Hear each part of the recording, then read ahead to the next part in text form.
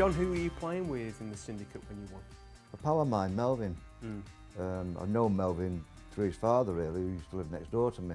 I was a carpet fitter, and Melvin was an ex-dustbin man from Salford.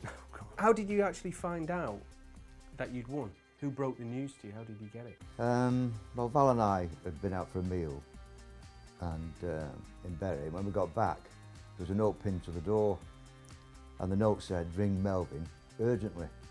And Melvin had gone away the day before with his wife Pat to France. And this wasn't like Melvin to leave a note like this. So he obviously sent someone down to leave the note on the door. And this really worried me because I thought it must be quite serious. So as soon as I got in, I phoned him in France. And his wife answered. And I said, "Hiya, Pat," thinking she'd just come back and tell me exactly what was wrong, because my immediate reaction was something must be wrong. Yeah.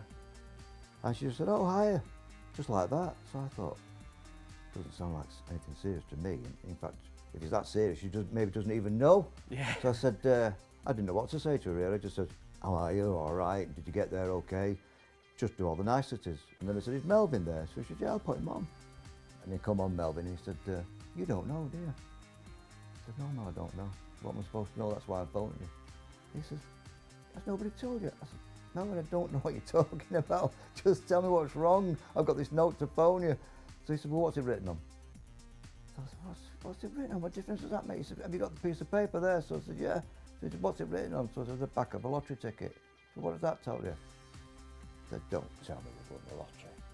He says, "I'm telling you we've won the lottery." So I said, "What, 5 numbers or 5 in the bonus?" He said, "No, we've got all 6. We've won the jackpot." And your share? Was 1.25 million. 1.25 million. And awful question to ask, really. I suppose how many people have asked you this question is, how did it actually change your life? Well, I was able to do things for people that I could only dream of. Yeah. I look after my mother to this day. Yeah. I bought my son a house and a car. Yeah. I helped my daughter out in the same fashion. My brothers and sisters, I brought a sister over from Italy, who lived in Italy. Yeah. I brought her over with her husband. Yeah.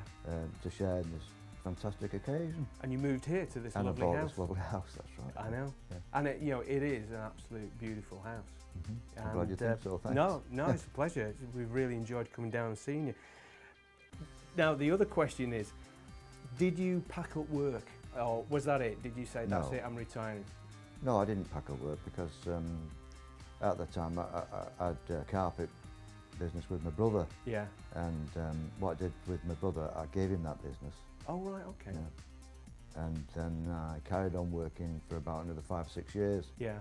And then I thought to myself, well, I've got an option, haven't I? Do I carry on working? Am I enjoying working? Yeah.